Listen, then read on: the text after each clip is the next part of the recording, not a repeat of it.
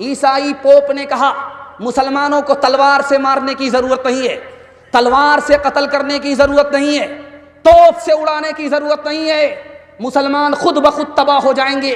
3 काम पर मुसलमानों को लगा दो, गाने में मस्त कर दो, जिना में नापाक कर दो, शराब में डुबा दो, ये कौम खुद ब खुद तबाह हो जाएगी, तोप से मारने की जरूरत नहीं। 5वां नमूना आपकी खिदमत में लेकर के आ रहा हूं, इसको बहुत ध्यान से सुनिएगा। एक जवान आया अल्लाह के रसूल की मजलिस में, कहा या रसूल अल्लाह मैं कलमा पढ़ना चाहता हूँ। कहा मुबारक हो, सुभान अल्लाह, जवान मुबारक हो, कलमा पढ़ लो। जवान कहता या रसूल अल्लाह मेरी एक शर्त है। कहा क्या शर्त है? कहा मैं जिना करता हूँ, मुझे जिना करने की आदत है, आप लाइसेंस दे दो, इजाज़त दे दो, मैं कलमा पढ़ लूँगा। साहबा के कान खड़े हो गए, कैसा बेबाक आदमी है भाई, मुसलमान भी होना चाहता है, गुनाह भी करने का लाइसेंस ले रहा है। अल्लाह के रसूल हकीम थे, हिकमत से बात किया, ओ जवान तुम कलमा पढ़ लो, मैं तुमको इजाज़त देता हूँ। जवान खुश होकर के कलमा पढ़ता। अल्लाह के रसूल इजाज़त देते कि जवान तुमने शर्त लगाई, मैं भी एक शर्त के साथ तुमको इजाज़त देता हूँ। वो ऐसी औरत से 4 औरत को छोड़ करके जिससे चाहो मुँह काला करो, वो किसी की माँ ना हो, वो किसी की बेटी ना हो, वो किसी की बीवी ना हो, वो किसी की बहन ना हो। या रसूल अल्लाह इजाज़त दे रहे हो या जाल में फंसा रहे हो, इसके बाद तो कोई औरत ही नहीं बचती है। अल्लाह के रसूल ने कहा ओ जवान तेरी माँ के साथ कोई जिना करे उसको कत्ल कर दोगे, तुम्हारी बेटी के साथ कोई जिना करे उसको कीमा बना दोगे, तुम्हारी बहन और बीवी के साथ कोई मुँह काला करे उसको फांसी पर चढ़ा दोगे, लेकिन याद रखो तुम जिसके साथ मुँह काला कर रहे हो वो भी किसी की माँ है, वो भी किसी की बेटी है, वो भी किसी की बीवी है, वो भी किसी की बहन है। जवान आया या रसूल अल्लाह मैं दारू को हराम समझता हूँ, हलक के नीचे उतार नहीं सकता, लेकिन डॉक्टर ने बताया है कि तुम्हारी बीमारी का इलाज दारू में है, इजाज़त है कि नहीं? अल्लाह के रसूल ने फरमाया कि दारू से तुम्हारी बीमारी बढ़ेगी, तुम्हारी बीमारी ख़त्म नहीं हो सकती। आखिरी मिसाल आपके सामने रखने के लिए जा रहा हूँ। हमारा जवान रात दिन सोचता है मेरे पास पैसा होगा तरक्की करेंगे, झूठ है। हमारा जवान सोचता है कि हमारी तादाद बढ़ेगी हम तरक्की करेंगे, ये झूठ है। कैसे तरक्की करेगा? वही रास्ते से तरक्की करेगा जो रसूलुल्लाह ने बताया। अल्लाह के रसूल ने कहा कि तुम्हारी तादाद कल भी कम थी, आज भी कम है, क़यामत तक कम रहेगी। तादाद से तुम तरक्की नहीं कर सकते। तुम सोचते हो कि दौलत ज़्यादा आएगी तरक्की करोगे, दौलत कल भी उनके पास ज़्यादा थी, आज भी है, क़यामत तक रहेगी। दौलत से तरक्की नहीं कर सकते। जो उनके पास है जो उनके पास है उसको लेकर के तुम तरक्की नहीं कर सकते। जो उनके पास नहीं है उसको लेकर के खड़े हो जाओ, तुम तरक्की करोगे। उनके पास दीन नहीं है, तुम अल्लाह के रसूल का दीन लेकर के उठो, पूरी दुनिया में छा जाओ। एक मिसाल है, पैगाम खत्म कर रहा हूं। आपसे वादा लेना चाहता हूं, इंशाअल्लाह आज गुनाह करेंगे कल तौबा करेंगे। हाथ उठाइए। खैर माशाअल्लाह बहुत लोग चमक गए, देखिए अभी तक हाथ उठा रहे। ध्यान से सुनिएगा। मिर्जा गालिब शराब की बोतल लेकर के फसाद के ज़माने में सड़क पर आ गए, तो तलवार लेकर के फसादियों ने कहा ओ तू कौन है? कि मैं आधा उधर हूँ आधा इधर हूँ, 50-50 हूँ। तेरा दिमाग ख़राब हो गया है, मुकम्मल क्लियर बता तू कौन है, हिंदू है या मुसलमान है? तो सोचा अगर पूछने वाला हिंदू होगा बताऊँगा मुसलमान मार देगा, अगर पूछने वाला मुसलमान होगा बताऊँगा हिंदू तो मार देगा। तो कहा नहीं 50-50 हूँ, मैं आधा तेतर और आधा बटेर। का ज़्यादा मंतिक से काम निकालने की कोशिश मत करो, तुम आधा हिंदू आधा मुसलमान कैसे हो? तो मिर्ज़ा गालिब ने कहा मैं सूअर खाता नहीं शराब पीता, इसलिए आधा हिंदू आधा मुसलमान। कौम से मैं की सिफारिश क्या करूं, नेक को शैतान कर देती है ये। कौम से मैं की सिफारिश क्या करूं, नेक को शैतान कर देती है ये। कौम से मैं की सिफारिश क्या करूं, नेक को शैतान कर देती है ये। एक जौहर है फ़कत उसमें मुफीद, एक जौहर है फ़कत उसमें मुफीद, खुदकुशी आसान कर देती है ये। गिलासों में जो डूबे फिर न उभरे जिंदगानी में, हजारों बह गए इन बोतलों के बंद पानी में, न कर बर्बाद अपनी जिंदगी बोतल के दीवाने, वो काटेगा बुढ़ापे में जो बोता है जवानी में। ये दारू का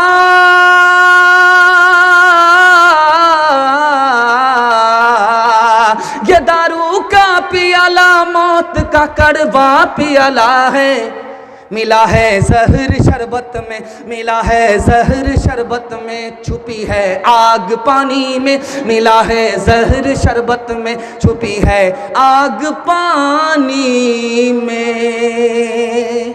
जलसा मर्दों के हवाले से निकल गया, सिर्फ 2 पैगाम औरतों के हवाले से बाकी है।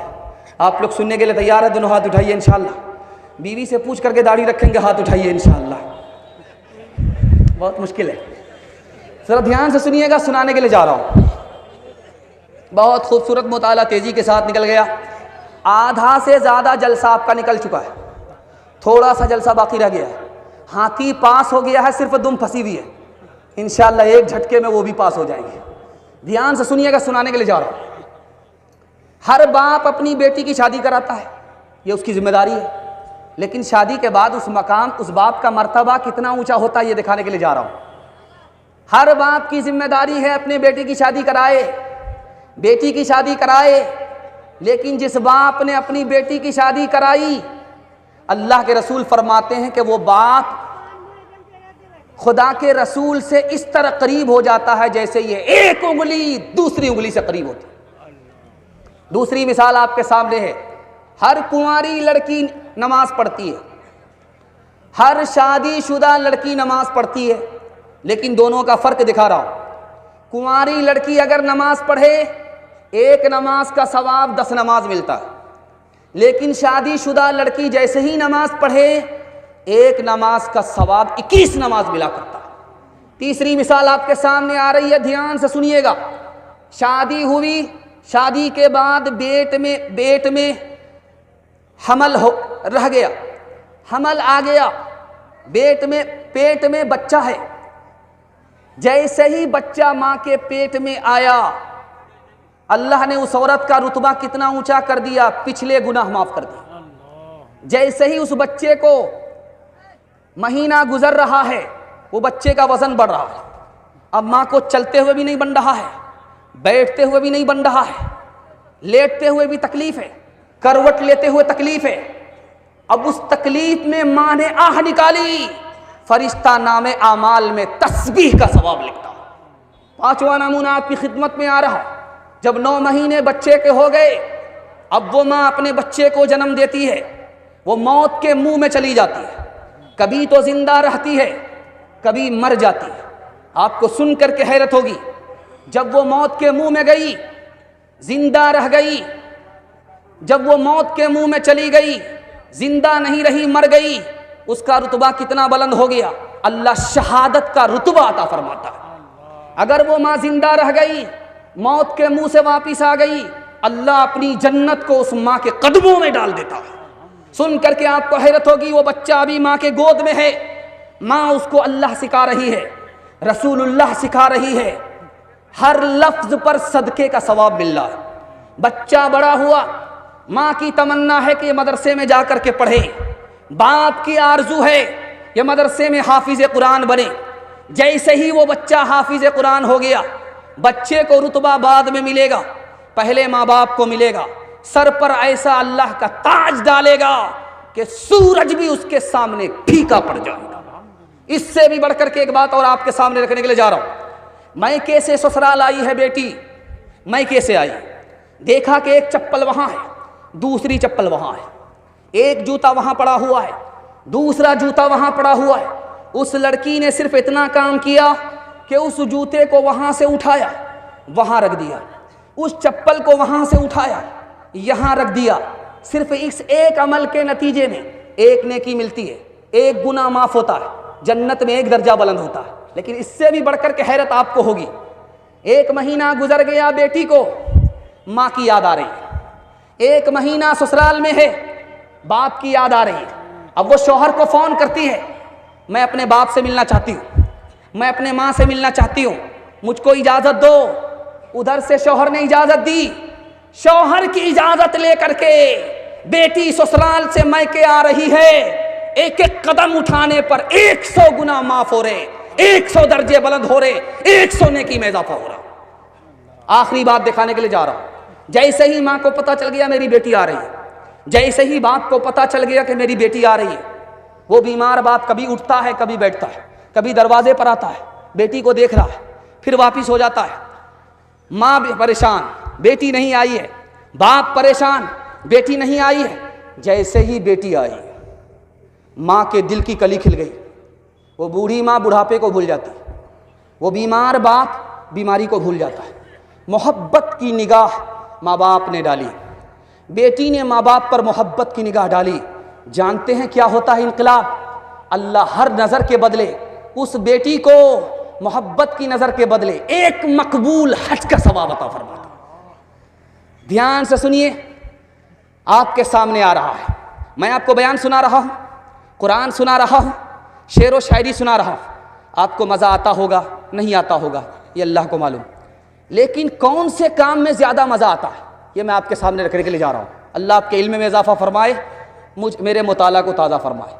कुरान पढ़ने में भी ज़्यादा मज़ा नहीं आता, बयान सुनने में भी ज़्यादा मज़ा नहीं आता, रोज़ा रखने में तो मज़ा ही किरकिरा जाता, नमाज पढ़ने को तो दिल ही नहीं चाहता, नमाज भी मुश्किल, मज़ा नहीं आता। एक काम जिसमें जितना ज़्यादा मज़ा आता है किसी काम में नहीं आता, अल्लाह के घर जा कर के उसके घर के तवाफ़ करने में जितना मज़ा आता हो किसी काम में मज़ा नहीं आता। बेटा माँ की पीठ पर, माँ को अपनी पीठ पर लेकर के तवाफ़ कर रहा है। तो एक बूढ़े ने कहा कि बेटा ये कौन है? कहा ये मेरी माँ है।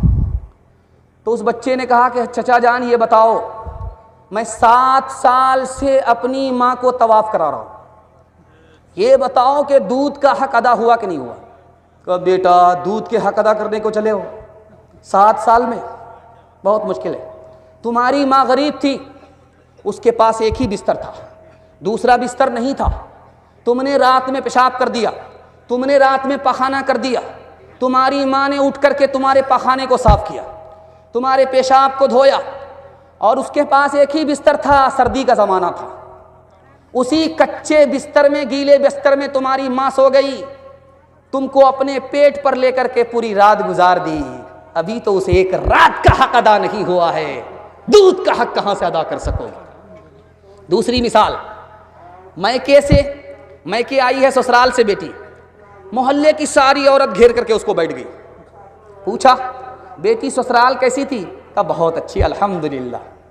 कहा कि शौहर कैसा था? कहा माशाअल्लाह। कहा कि ससुर कैसे थे? कहा अल्हम्दुलिल्लाह। कहा सास कैसी थी? कहा इन्ना लिल्लाह, जल्ले तू जलाल तू, इस बला को टाल तू। अल्हम्दुलिल्लाह, माशाअल्लाह। हो रहा है, ससुराल की उसने तारीफ की, ससुर की तारीफ की, शौहर की तारीफ की, लेकिन मुसीबत किसको कहा? सास को कहा। अब पकड़ने वाले ने पकड़ लिया। कहा बेटी एक बात बताओ, तुम जो उस घर में गई हो कौन लेकर के गई तुमको? कहा मेरी सास आई थी, मुझको पसंद किया था, अपने लड़के से निकाह करा करके ले गई थी। कहा कि सास ने अगर ये एहसान तुम्हारे ऊपर नहीं किया होता तो तुमको इतना अच्छा घर मिलता? नहीं मिलता। अब लड़की हाथ जोड़ करके खड़ी हो गई, मसला हल हो गया। रुखसती का वक्त था, सारे लोग रो रहे थे, एक आदमी हंस रहा था। आप देखेंगे जब रुखसती होती है तो पूरे घर से क़यामत बर्पा हो जाती। दादी अलग रो रही है, नानी अलग रो रही है, अब बाराती को भी देखा नहीं जाता, बारात के लोग भी रोने लगते।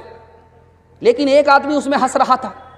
तो छोटा बच्चा बाप से पूछता अब्बा हुजूर सारे लोग रो रहे हैं, रुखसती का मौका है, एक आदमी हंस रहा। कहा कौन हंस रहा? कहा ये दूल्हा बाबू हंस रहे। कहा कि अच्छा ये दूल्हा बाबू हंस रहे। कहा बेटा घबराओ नहीं, अभी रुखसती का टाइम है, सारे लोग रो रहे हैं, जिंदगी भर इसी बदनसीब को रोना है, इसलिए ये हंस रहा है।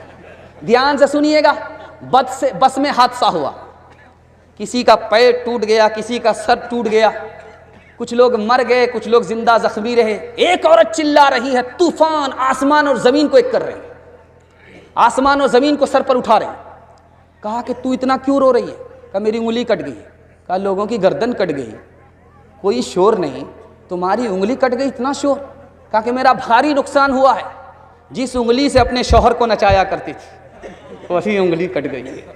मेरी प्यारी बहन तो बनेगी दुल्हन, मेरी प्यारी बहन तो बनेगी दुल्हन, खैर बरकत सरापा तेरी जात हो।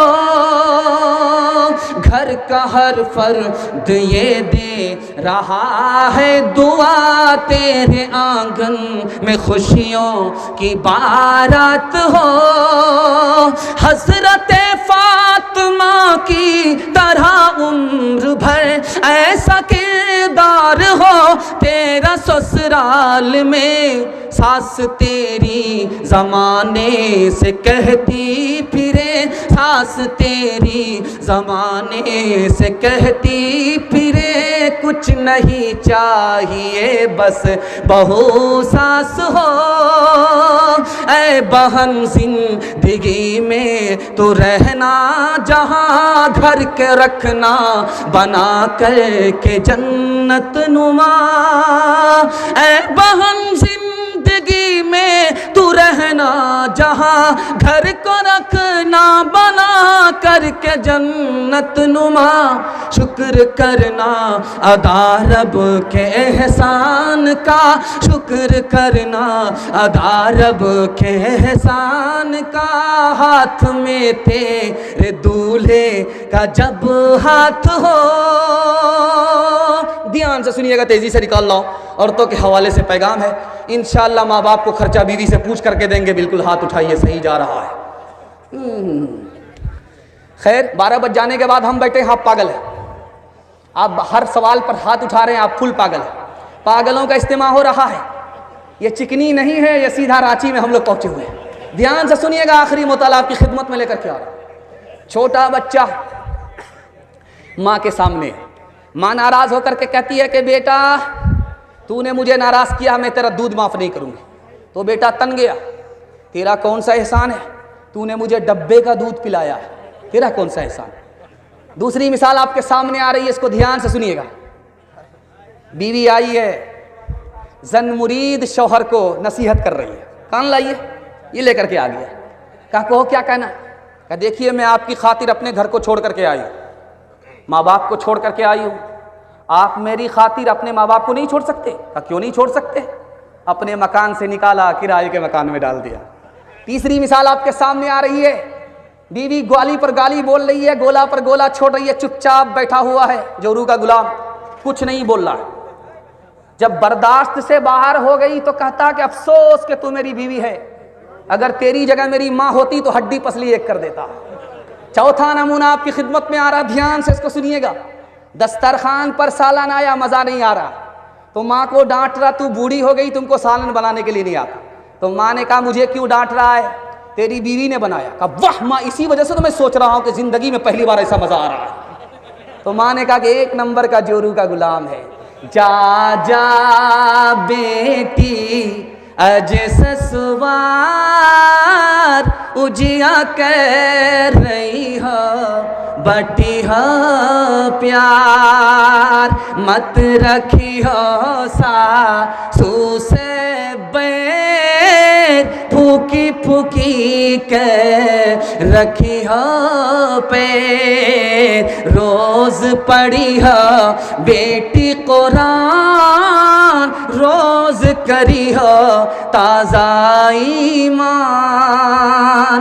पैदा दुनिया माहौल बेकार बेटा रहले, बचपन से अब तक गंवार बेटा, माए बाप रकुरता छो फटा मगर, माए बाप रकुरता छो फटा मगर, माए बाप रकुरता छो फटा मगर, मियाँ बीवी करे छे सिंगार बेटा, पैदा दुनिया माहौल बेकार बेटा, मियाँ बीवी तोड़े छे मुर्गा रोटा, मियाँ बीवी तोड़े छे मुर्गा रोटा, मियाँ बीवी तोड़े छे मुर्गा रोटांग, बाएं बाप खाए छो छुच्छे अचार, बेटा पैदा दुनिया माहौल बेकार बेटा। आखिरी पैगाम औरतों के हवाले से है। आप लोग मुकम्मल सुनने के लिए तैयार हैं? दोनों हाथ उठा दीजिए। इंशाअल्लाह बिल्कुल सही जा रहा है। हमारे सुनाने को, आपके सुनने को अल्लाह बेहद कबूल फरमाए। जलसा बिल्कुल निकल चुका, 5 से 7 मिनट का जलसा रुका हुआ है। हिंदू मुसलमान के हवाले से आपको सुनना है, भाईचारा के हवाले से सुनने के लिए मुकम्मल तैयार हैं?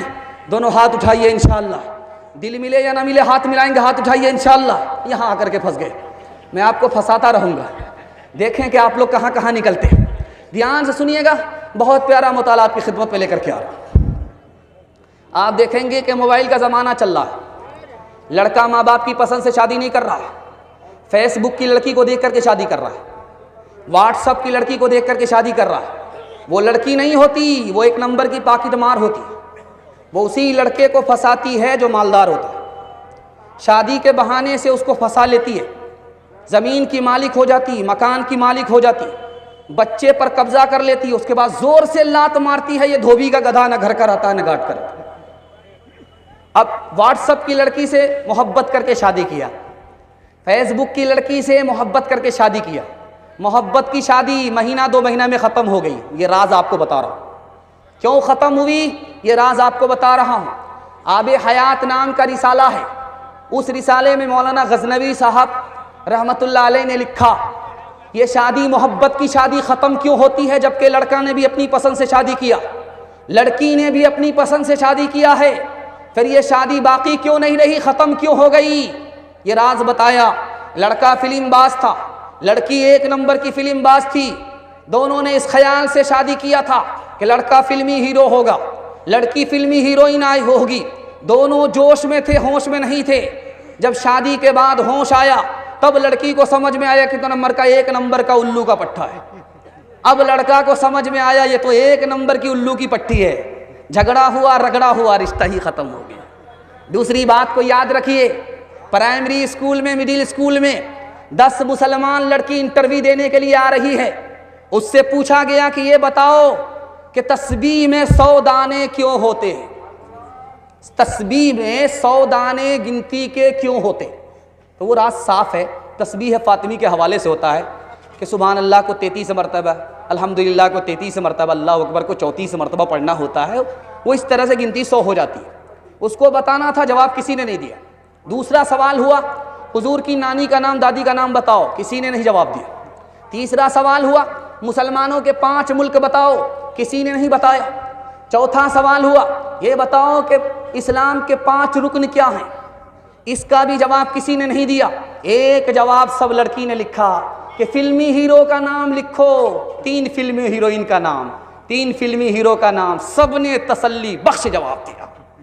दूसरी मिसाल आ रही है, ध्यान से इसको सुनिएगा, ध्यान से इसको सुनना। डांस चल रहा था डीजे का, तो एक आदमी बोलता वाह रे लड़की क्या डांस किया। एक आदमी बोलता है वो लड़की नहीं है वो लड़का है। कहा मैडम भूल हो गई।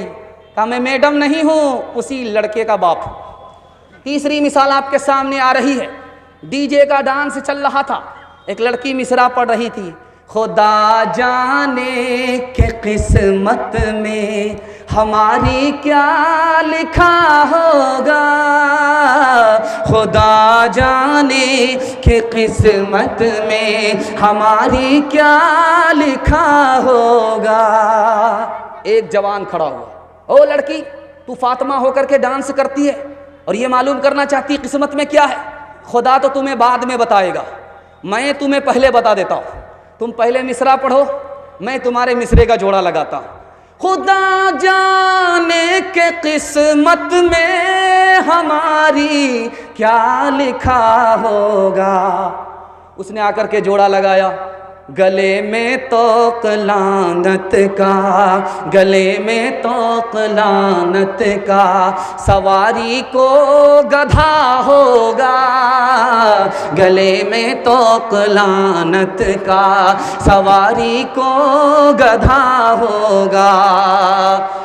शादी में झूम झूम कर ढोलक बजाएगी, नाचेगी और गाएगी, एक्टिंग दिखाएगी।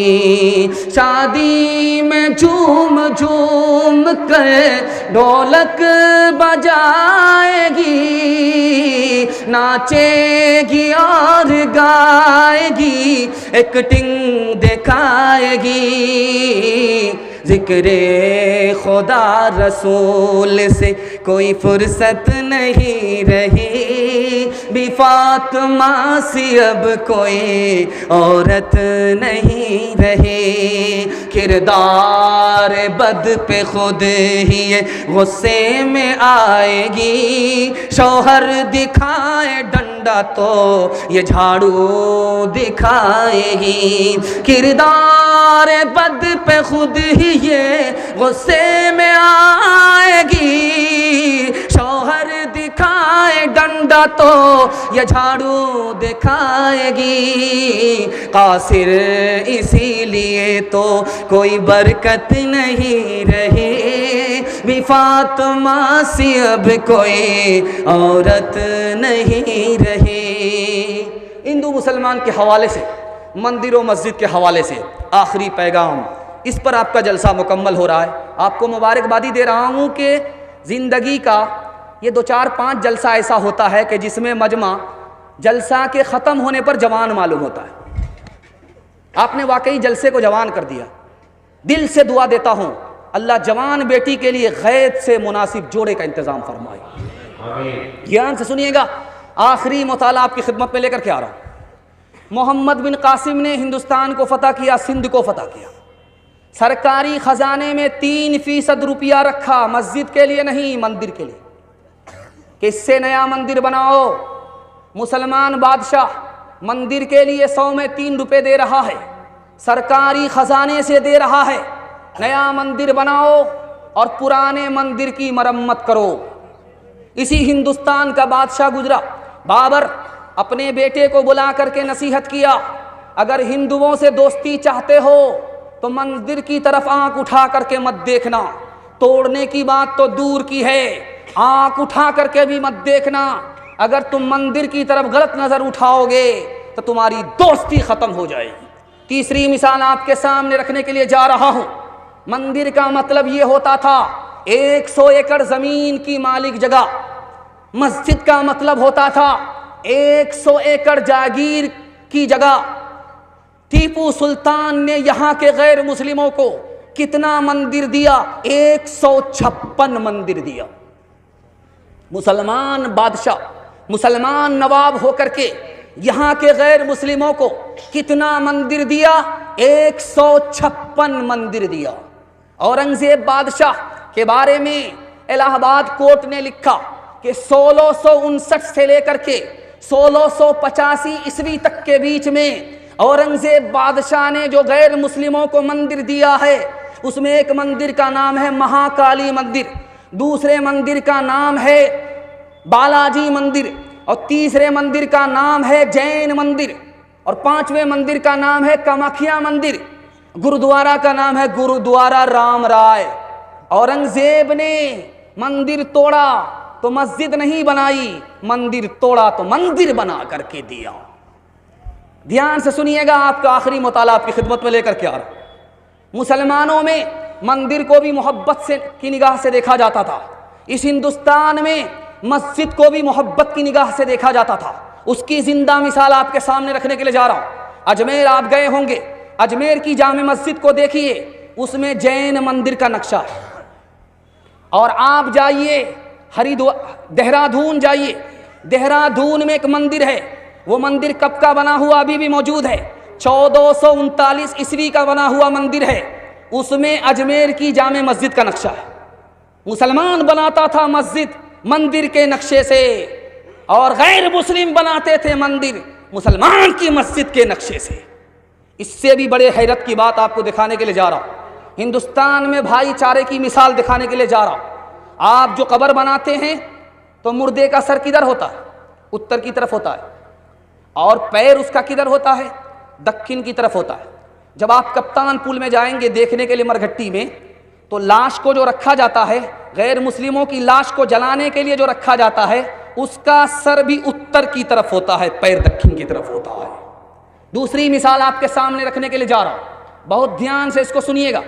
आप देखेंगे 80% हिंदुस्तान के मंदिर को देखिए, 80%, 100% मस्जिद को देखिए, उसका रुख किधर होता है? पश्चिम की तरफ होता है।